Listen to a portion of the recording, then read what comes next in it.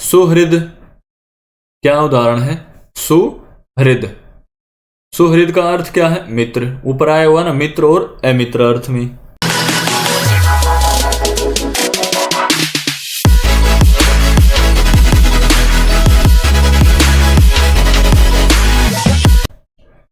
ओम नमस्ते जी। आज का हमारा विषय बहुरी समास के पूर्णार्ध विभाषा नियम से प्रारंभ होगा। इससे पूर्व हमने बहुरी समास के अनेकों नियमों के साथ साथ उनके अर्थों को और उदाहरणों को पूर्ण रूप से आपके सामने प्रस्तुत किया है। साथ ही इससे पूर्व हमने अव्ययीभाव समास के साथ साथ तत्पुरुष समास के बारे में भी विस्तार से चर्चा की है। आइए अधिक विस्तार न देते हुए हम अपने विषय को प्रारंभ करते हैं। पूर्णार्ध विभाषा नियम का अर्थ क्या है? पूर्ण शब्द। क्या शब्द है? पूर्ण शब्द से उत्तर काकुद शब्द का अंतिम आकार द में जो अ है उसका बहुरी समास में विकल्प से समासांत क्या होगा? लोप हो जाएगा। काकुद के दकार का क्या हो जाएगा? दकार में जो अ है उसका लोप हो जाएगा। अब जब काकुद के दकार में जो आकार है उसका लोप होगा तो हमारे पास शेष क्या रहेगा? हर्स्व दकार अर्थात स्वर भिन्न दकार। अब उदाहरण देखते हैं हमारे पास पूर्ण काकुद अर्थात जिसका तुला पूरा हो। ठीक है। और लौकिक विग्रह क्या है? पूर्णम काकुदम यस्य से अर्थात जिसका तुला पूरा हो। और अलौकिक विग्रह पूर्णगत सु काकुद सु। ऊपर हमने एक वार्तिक पढ़ा था, प्रादिभ्यो धातु जस्य वाच्यो वाच उत्तरपद लोप।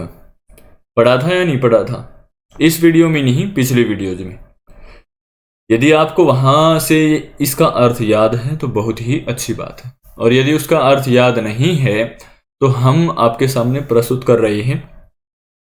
वार्तिक क्या कहता है? प्र आदि से परे धातु से निष्पन्न प्रथमांत पद का अन्य पद के साथ बहुवरी समास होता है। अब बहुवरी समास का अर्थ भी यही है, जहां अन्य पदार्थ की प्रधानता हो। तथा समास में प्र आदि से उत्तर धातुज पद का विकल्प से भी लोप होगा। अब प्र आदि से उत्तर धातुज पद कौन सा है? ये है गत। ठीक है। अब गत का यहां पर लोप हो जाएगा। उसी प्रकार काकुद के साथ समास भी होगा। काकुद के साथ समास भी हो जाएगा। तो हमारे पास शेष क्या रहा? पूर्ण सु काकुद सु।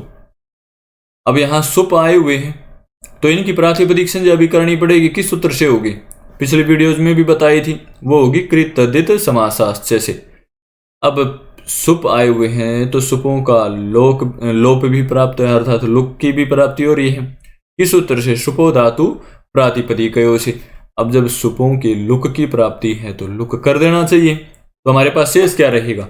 पूर्ण प्लस काकुद, यही शेष रहेगा।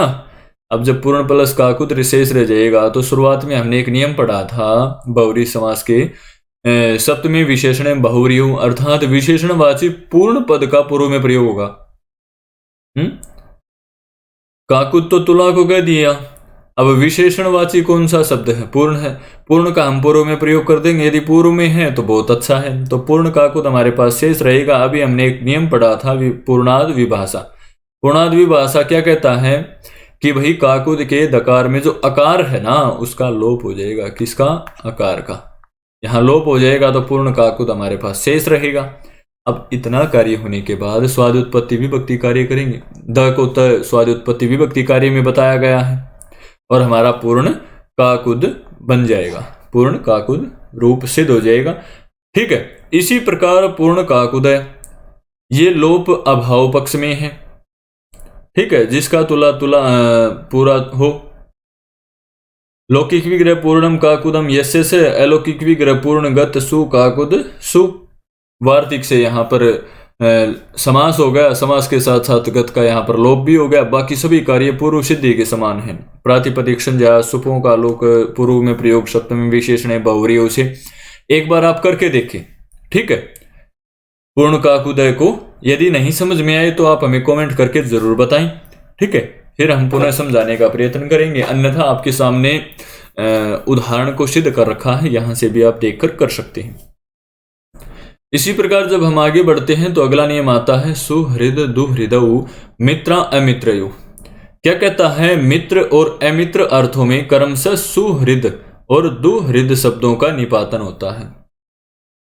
मित्र और अमित्र अर्थों में सुहृद और दुहृद शब्दों का निपातन होता है, अथवा बहुरी समास में सु और दुर से परे यदि हृदय और हृद आदेश होता है, क्रम से मित्र और अमित्र अर्थ में। अब उदाहरण क्या है हमारा? सुहृद। क्या उदाहरण है? सुहृद। सुहृद का अर्थ क्या है? मित्र। ऊपर आया हुआ ना, मित्र और अमित्र अर्थ में। तो लौकिक विग्रह क्या रहेगा? शोभनम हृदयम यस्य सह। ठीक है, अच्छा मित्र। और अलौकिक विग्रह क्या रहेगा? सु प्लस हृदय प्लस सु। प्रारंभ में ही हमने एक नियम पढ़ा था, अनेकम अन्य पदार्थे नियम से यहां पर समास हो जाएगा। कौन सा समास होगा? बहुरी समास होगा। ठीक है, अन्य पद विद्यमान होने पर, और बहुरी समास का अर्थ भी यही है जहां अन्य पदार्थ की प्रधानता होती है। ठीक है ना। इसी के साथ प्रातिपदिक संज्ञा हो जाएगी, सुपों का लुक हो जाएगा, सप्तमी विशेषण से पूर्व में प्रयोग हो जाएगा, तो हमारे पास सु प्लस हृदय शेष रहेगा।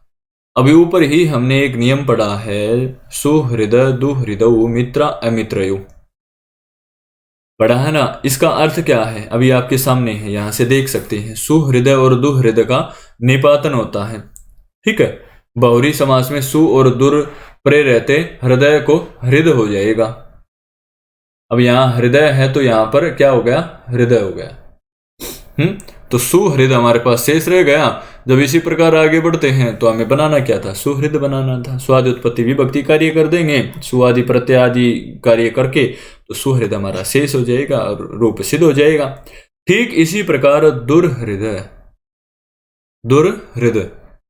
ठीक है, अमित्र। अमित्र अर्थ आ गया ऊपर, हमने मित्र और अमित्र के बारे में चर्चा की थी नियम में। ठीक उसी प्रकार ये है, दुष्टम हृदयम यस्य से, अर्थात जो मित्र दुष्ट है, अमित्र है। और अलौकिक विग्रह दुर हृदय सु, बाकी सभी कार्य पूर्व सिद्धि के समान है, सुहृदय के समान। एक बार आप करके देखें। ठीक है, यदि ना समझ में आए तो जरूर बताएं, कमेंट करें। ठीक है, और दुर्हृदय को सिद्ध करें। इसी कड़ी में जब हम आगे बढ़ते हैं तो उदाहरण के साथ साथ एक नियम आता है, उर प्रभृतिभ्य कप।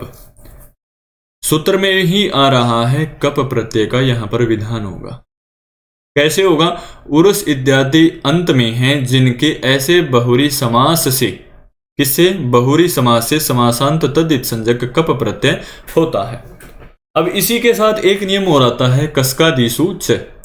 अब ये क्या कहता है कि कस्कादि गण में, अर्थात कस्कादि गण के शब्दों में अपादि क वर्ग और प वर्ग परे होने पर, क वर्ग में कौन कौन से वर्ण आते हैं?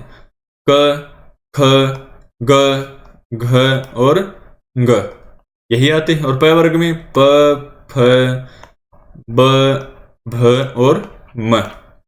ठीक है, परे होने पर विसर्गजनीय, अर्थात विसर्ग के स्थान पर सकार आदेश होता है। इनके परे होने पर, ये जो 10 वर्ण हैं, इनके परे होने पर सकार को विसर्ग आदेश होता है। और विसर्ग आदेश कैसे होगा? इन वर्ण के पश्चात आता है। ठीक है, उसके स्थान पर सकार आदेश होता है। यदि इन वर्ण के पश्चात आता है तो उसके स्थान पर मूर्धन्य सकार होता है, नहीं तो दंत्य सकार आदेश होता है। ठीक है, अब हमारे पास उदाहरण क्या है? वयुढ़ो रस्क है। ठीक है, अर्थात विशाल है वक्ष स्थल जिसका। अब लौकिक विग्रह क्या है वयुढ़ो रस का? वयुढ़म उरह यस्य से, अर्थात विशाल है वक्ष स्थल जिसका। और अलौकिक विग्रह वयुढ़ सु उरह स सु। ठीक है, अनेक अन्य पदार्थ सूत्र से यहां पर समास हो गया। सुपों का लुक प्रातिपदिक संज्ञा आदि कर देंगे, सप्तमी विशेषण से यहां पर पूर्व में प्रयोग कर देंगे वयुढ़ को। ठीक है, हमारे पास शेष क्या रहेगा? वयुढ़ प्लस उरस, बाकी कार्य पूर्व की सिद्धि के समान चल रहे हैं। यहीं पर एक नया नियम लगा है, उर प्रभृति ब कप। यहां पर कप प्रत्यय आ गया, अभी नियम पढ़ा था हमने। ठीक है, उरस अंत वाले बहुरी समासांत कप प्रत्यय हो गया। ठीक है, तो कप का हमारे पास क्या शेष रहेगा? प की हम अलंत्यम से संज्ञा कर देंगे, क शेष रहेगा, वयुड प्लस उरस प्लस क शेष रहेगा। अब हमने ऊपर एक नियम पढ़ा था ना अभी, क वर्ग और प वर्ग यदि अंत में हो तो सकार को विसर्ग हो जाएगा। यही पढ़ा था ना है? और विसर्गीय सकार को पुनः सकार आदेश हो जाएगा। इसके बारे में हम आगे बता रहे हैं। अब वयुड में अ है और उसके बाद उ है, तो इनको क्या प्राप्त है? गुण प्राप्त है। गुण क्या होगा? ओ होगा। तो आद गुण से यहां पर गुण हो जाएगा, वयुढो रस रस क हमारे पास शेष रहेगा। स्वादिष्व सर्वनाम स्थाने एक नियम आपने पढ़ा होगा, इस वीडियो में तो नहीं है, पूर्व की वीडियोज में हमने आपको विस्तार से इसके बारे में बताया है।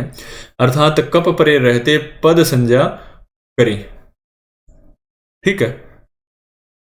कप परे रहते पद संज्ञा होने पर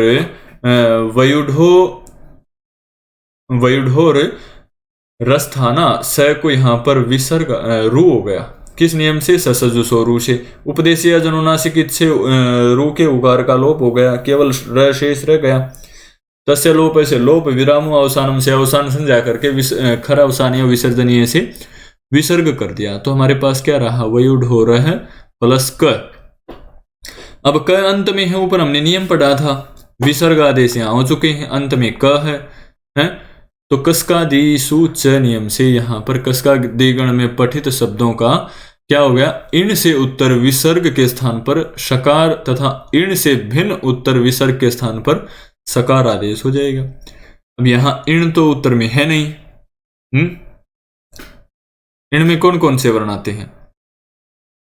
ई, उ, ये अ ई उन का ही तो है। यदि नहीं पता तो आप कमेंट करके हमें जरूर बताएं कि आपके अनुसार इण में कौन कौन से वर्ण आते हैं। लण के णकार तक आते हैं या इण तक आते हैं, ठीक है। तो नियम से यहां पर विसर्ग सकार आदेश हो गया, तो वयुढो र स क हमारे पास शेष रह गया। स्वाद उत्पत्ति विभक्ति कार्य कर देंगे तो विसर्ग आदि भी हो जाएंगे, तो वयुढो रस क है हमारा रूप सिद्ध हो जाएगा। आपको समझ में आया या नहीं आया? यदि नहीं आया है तो हमें कमेंट करें। ठीक इसी प्रकार इसका उदाहरण जहां मूर्धन्य सकार का प्रयोग होगा वही है।